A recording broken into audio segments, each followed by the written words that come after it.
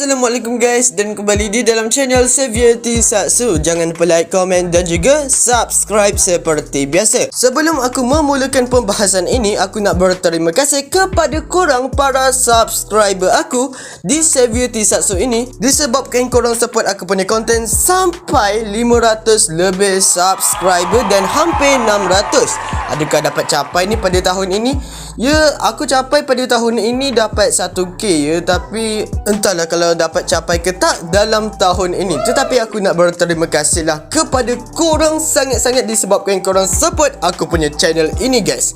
Okey, jadi ni di dalam video ini aku akan membahas episod 11 Kamen Rider Geats. Jadi ni aku akan memberikan poin penting seperti biasa dan harapnya korang tengok video aku ini sampai habis. Jadinya mari kita mulakan video ini. Pada permulaan episod ini kita telah ditunjukkan keluarga Geats ya guys. Keluarga Geats yang olok-olok ini sedang makan bersama-sama. Kat sini Sumuri memang kenapa jadi macam ni, dia memang tak puas hati langsung. Dan Sumuri beserta dengan Girogi adalah Game Master dalam series ini sudah merasakan pelik tau, disebabkan hajat daripada SOQ yang pelik-pelik juga ya. Kalau kita tengoklah sekarang ini dia mahu menjadi keluarga daripada Desire Grand Prix. Dan apakah hajat dia yang seterusnya? SOQ mahu menjadi salah satu staff di Desire Grand Prix. Wow. Kat sini Game Master dan juga Sumuri sudah mencurigai SOQ. Dan kat sini pun SOQ pun mengatakan yang dia mahu mengetahui lebih lanjut tentang Desire Grand Prix ini, yang membuatkan Game Master terancam ya guys. Kat sini pun Game Master pun meminta Kamen Rider Punk Jack supaya macam mengalahkan Geats lebih cepat, disebabkan takutnya mungkin untuk tournament kali ini pun Kamen Rider Geats akan memenangi dan dapat menjadi salah satu staff di Desire Grand Prix guys. Sebenarnya ada sebab kenapa SOQ mahu memahami lebih lanjut tentang Desire Grand Prix. Disebabkan apa? Okey, kat sini kita tahu yang SOQ mahu mencari ibunya dan ada perbualan di antara dia dan juga Nyon Kurama, bahawa Nyon Kurama mengatakan kat sini, kenapa SOQ tidak menulis sahaja hajat dia mahu bertemu dengan ibunya? Kalau kita sebagai penonton pun berasa macam tu kenapa SOQ tidak membuat perkara sedemikian? Dan kat sini SOQ telah mengatakan bahawa dia sudah menulis hajat tersebut di kartu Desire Grand Prix, tetapi hajat itu secara tiba-tiba menghilang dan tidak diterima. Jadinya hal itu boleh katakan melanggar prinsip daripada Desire Grand Prix bahawa semua hajat boleh diminta walaupun perkara itu mustahil. Tetapi kan ini kan sekadar SOQ mahu bertemu dengan ibunya sahaja. Kenapa hajat dia itu tidak diterima? Bukankah pelik? Hal ini telah menjadi satu misteri yang bagi aku sangat menarik ya untuk series Kamen Rider Geats ini. Adakah ibu daripada SOQ ini adalah salah satu staff di Desire Grand Prix dan ada kaitan juga dengan Desire Grand Prix dan juga Yamato? Kalau nak katakan ibu SOQ ini memasuki pertandingan Desire Grand Prix ini, sebenarnya ibu dia itu boleh sahaja kembali disebabkan apa? Okey, kita teringat balik kat episod sebelum ini di mana Kewah mengatakan kepada Sumuri bahawa adakah dia boleh mengembalikan semula semua pemain Desire Grand Prix yang sudah dibunuh oleh Yamato. Dan kat sini Sumuri mengatakan semua hajat boleh dicapai. Jadinya takkanlah hajat yang simple macam ini sahaja mahu berjumpa dengan ibunya tidak diterima. Tak pelik ke macam tu? Aku rasa memang ada kaitan lah ni dengan Desire Grand Prix dan mungkin ada sesuatu perkara yang terjadi masa itu. Mungkin macam tu ke? Selepas opening kita telah ditunjukkan Kewah bersama dengan kakaknya. Yang bagi aku pelik pada scene ini adalah kita tengok perwatakan Kewah yang lain daripada yang lain berbanding dengan episod sebelum ini. Kita tengok kat sini Kewah yang tidak bersemangat langsung dan hasratnya untuk menjaga keamanan dunia pun dah tak ada sangat tahu kat diri dia yang sekarang. Jadi ni sebenarnya apa yang terjadi ya guys? Sebenarnya hal ini sudah terjadi pada episod sebelum ini dan aku pun taklah memperhatikan sangat detail ini. Tapi bila aku tengok episod ini, aku merasakan pelik sangat tau pada watak Kewah yang kita tengok, yang diri dia yang selalu bersemangat, berfikiran positif dan juga mahu melindungi keamanan dunia.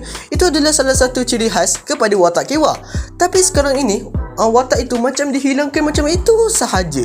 Hai, pelik juga tapi hal ini sudah dijelaskan oleh SOQ bahawa sesiapa yang macam tersingkir daripada Desire Grand Prix bukan terbunuh ya guys, tetapi tersingkir, hajat yang ditulis pada kartu Desire Grand Prix itu akan hilang beserta dengan kepribadian mereka. Kan dunia kan direset semula lah kan. Jadinya kat sini mereka mendapatkan kepribadian yang lain. Disebabkan itu pada episod minggu lepas sebelum Kamen Rider Nago memasuki semula Desire Grand Prix, perwatakan daripada Neon Kurama tu memang lain tau. Dia terlalu turuti sangat perintah ibunya, sampaikan kalau ibunya mengarah-ngarah dia dan atau dia macam terima sahaja. Dan selepas dia memegang ID code-nya sendiri, dia teringat semua peristiwa yang sebelum ini. Disebabkan itu dia dapat kembali kepribadian dia semula guys. Dan yang aku pelik kat sini adalah kenapa ayah daripada Neon Kurama ini macam menyembunyikan sesuatu perkara dan watak yang sangat misteri ya guys. Adakah ayah daripada Neon Kurama ini adalah salah satu staff di Desire Grand Prix, atau dia adalah salah satu pengasas di Desire Grand Prix ya guys. Jadinya kat sini aku rasa mesti akan ada konflik di antara Neon Kurama dan juga ayahnya. Jadinya itu sekadar teori sahaja ya guys, tak pastilah kalau betul atau tidak. Semua pemain Kamen Rider telah dipanggil ke Desire Grand Prix dan kat sini misinya adalah melarikan diri daripada labirin bersama dengan tebusan ya guys. Salah satu tebusan yang harus dijaga oleh Kamen Rider adalah Kewa juga. Jadi ni kat sini Kewa tetap tebusan yang biasa sahaja ya guys. Jadi ni bukan pemain Kamen Rider. Tapi jangan panik disebabkan pada episod minggu depan Kamen Rider Tycoon akan comeback. Yup, akan comeback ya guys. Jadi ni bersabar sahaja. Para Kamen Rider haruslah menjaga penduduk biasa, disebabkan kalau kita tengok pada leher penduduk biasa itu kan ada satu lilitan yang nampaknya macam berasal daripada Yamato. Kalau mereka mendekati Yamato, lilitan tersebut semakin lama semakin ketat yang membuatkan mereka sesak nafas dan mungkin menyebabkan mereka mati. Disebabkan itu Kamen Rider haruslah berjaga-jaga dengan Yamato. Dan kat sini kalau mereka mahu melarikan diri daripada labirin, mereka haruslah memecahkan kod yang ada di situ ya guys. Wow, bagi aku permainan ini memang sangat menarik ya dan menguji minda. Secara tiba-tiba para Yamato muncul dan kat sini para Kamen Rider harus mengalahkan mereka dan menjaga para penduduk biasa, disebabkan kalau para penduduk biasa mendekati Yamato, ia akan membahayakan diri mereka lah kan. Jadinya kat sini memang menyusahkan Kamen Rider yang lain. Nasib baiklah kat sini Kamen Rider Geats dengan koopiannya beserta dengan Kamen Rider Nago dan juga Kamen Rider Buffa yang dapat mengalahkan Yamato yang biasa-biasa je dengan mudah. Tetapi secara tiba-tiba di sini ada dua Yamato yang kalau kita tengok dari segi mereka punya gender, lelaki dan juga perempuan atau betina dan juga jantan, aku tak pasti. Tapi kat sini para Yamato tersebut telah berubah menjadi Yamato Rider menggunakan Desire Driver beserta dengan Yamato Buckle. Wow man.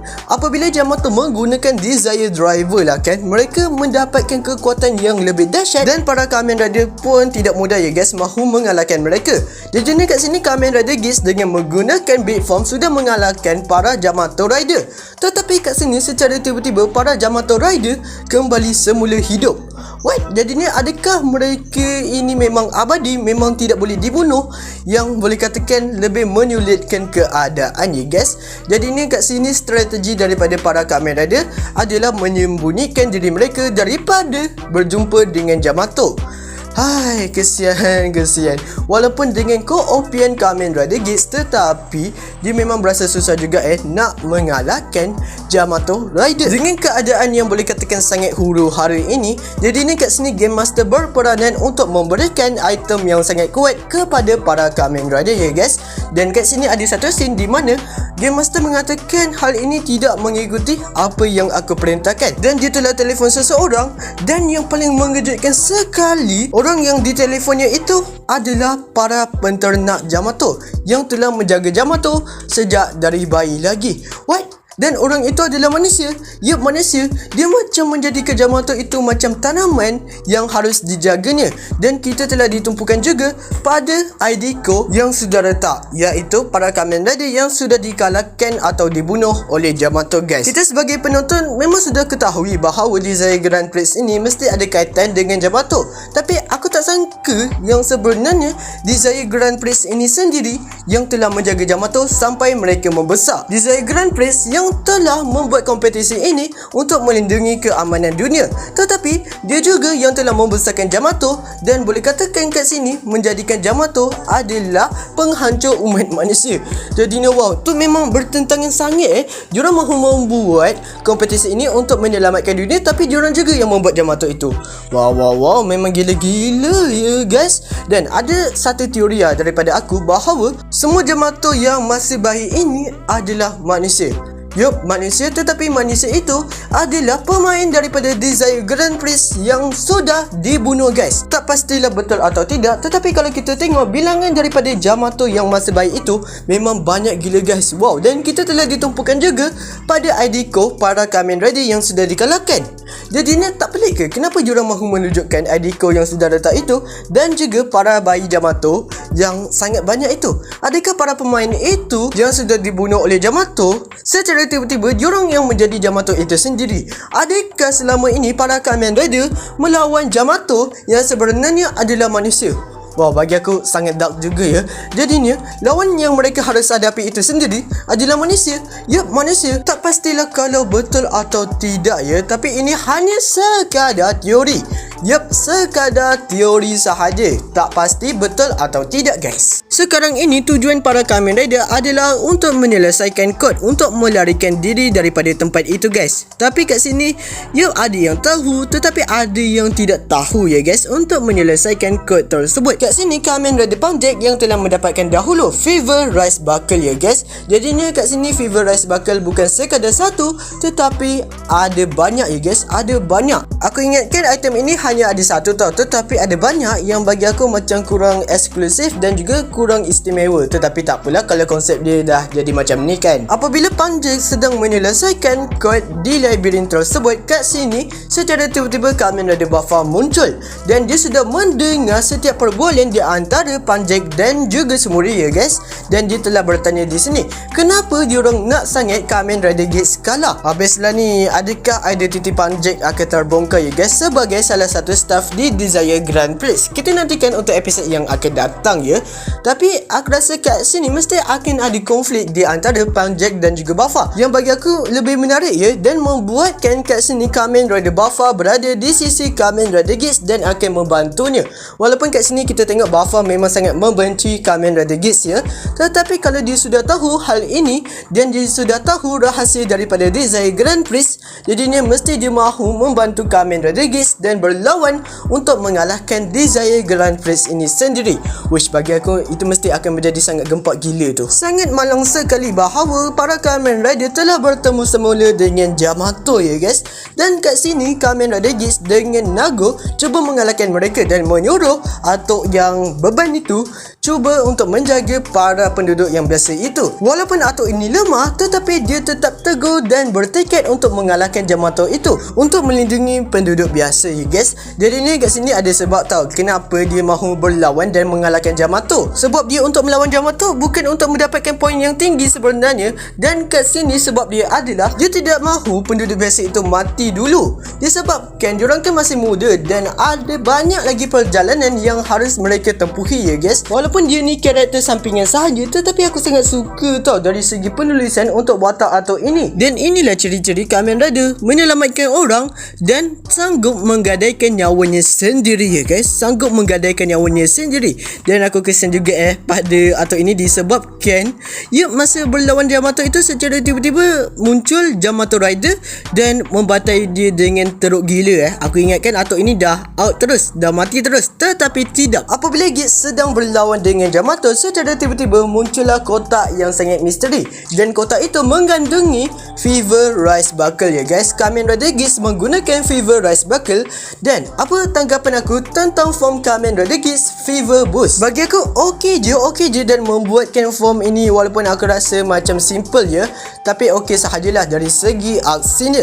Dan kalau mereka dapat menggabungkan item best match dengan buckle yang mereka sedang pakai, jadi ni akan memunculkan warna emas pada bahagian tertentu. Contohnya macam kat Kamen Rider Geats di mana munculnya selendang yang berwarna emas ya guys. Dan aksinya memang aku sangat kagum lah dan sangat gempak gila. Dan finisher untuk Kamen Rider Geats Fever Boost Buckle ni, Wow ya, dia menjadikan motornya sendiri sebagai senjata dan dapat menebas Yamato Rider sehingga dia musnah. Ya, sehingga dia musnah. Sudah dipastikan di sini bahawa Fever Rise Buckle mampu mengalahkan Yamato Rider sehingga mereka mati ya guys. Dan apabila Yamato Rider itu sudah kalah, tetapi dia punya Rise Buckle dan juga Desire Driver itu tidak musnah ya guys, dan dipakai oleh Yamato yang lain sehingga mereka dapat menjadi Yamato Rider. Dan episod ini pun tamat. Wish, bagi aku episod ini sangat-sangat bagus ya guys. Diorang telah menunjukkan permainan yang boleh katakan sangat menarik untuk para penonton. Dan walaupun aku agak kurang dengan Fever Rise Buckle ini, tapi kita tengok dari segi aksinya memang sangat menakjubkan ya guys. Sangat menakjubkan dan sangat kuat. Dan kalau kita tengok di sini, kenapa episod ini sangat bagus juga disebabkan diorang telah memberikan penjelasan yang para penonton mahu tahu, iaitu adakah Desire Grand Prix ini memang berkaitan dengan Yamato dan apakah yang terjadi kepada orang yang sudah tersingkir, bukan mati ya guys, sudah tersingkir atau diskualifikasi daripada Desire Grand Prix ini. Dan itulah jadinya kepribadian mereka yang sebelum ini hilang dan ada kepribadian yang lain. Dan tujuan SOK yang memasuki Desire Grand Prix itu pun sangat jelas ya guys, sangat jelas sekarang, dan membuatkan aku tertarik disebabkan macam mana cara SOQ ini mahu melawan Desire Grand Prix. Kita tahu ada sosok yang misteri ya guys, iaitu Dewa Dezagura. Adakah Dewa Dezagura itu akan menjadi final boss di series Kamen Rider Geats? Mungkin sahaja. Dan kalau kita tengok di sini, aku rasa Game Master ni bukanlah pangkat yang terlalu tinggi sangat tau. Mungkin dia sekadar Game Master di Desire Grand Prix, tetapi ada pangkat yang lebih tinggi. Kalau kita tengok orang yang tengah menternak Yamato itu, mungkin dia punya pangkat itu lebih tinggi berbanding dengan Game Master? Mungkin sahaja. Dan adakah akan ada watak yang lebih menarik di Desire Grand Prix ini? Aku rasa mesti ada ya guys. Dan pada episod minggu depan, Kamen Rider Tycoon akan comeback dan Kamen Rider Punk Jack, Buffa dan juga Nago akan menggunakan Fever Rise Buckle. Dan macam mana dengan Kero? Yup, Kero. Adakah Kero akan mati untuk episod minggu depan? Ada macam image tau yang telah menunjukkan yang Kero ini mungkin mati. Yup, mungkin mati. Aku tak pasti ya, tetapi hal ini memang membuatkan aku tak suka disebabkan apa? Okey, aku tahu yang diorang ini hanyalah sekadar watak sampingan, tetapi harapnya memberikan lebih development sahajalah kepada watak itu. Walaupun watak itu macam tak penting langsung, tetapi memberikan karakteristik yang lebih menarik dan membuatkan dia lebih bertahan lama di Kamen Rider Geats ini. Pada episod minggu lepas, letak cepat betul mati, dan secara tiba-tiba kat sini Kero pula. Macam kita sudah ketahui tau yang dua pada Kamen Rider ini tak penting dan sekadar dimasukkan macam itu sahaja. Ingatkan jadi tumpuan, tetapi tidak langsung. Hai, sangat kecewa Tapi kalau memang diorang nak mematikan watak Kero ini, dah buat macam mana? Itu adalah pendapat dan juga keputusan daripada penulisnya di series Kamen Rider Geats ya guys. Jadi ni itu sahajalah pembahasan aku tentang Kamen Rider Geats. Jangan lupa like, komen dan juga subscribe seperti biasa. Jumpa pada video selanjutnya dan salam dari Malaysia. Bye bye.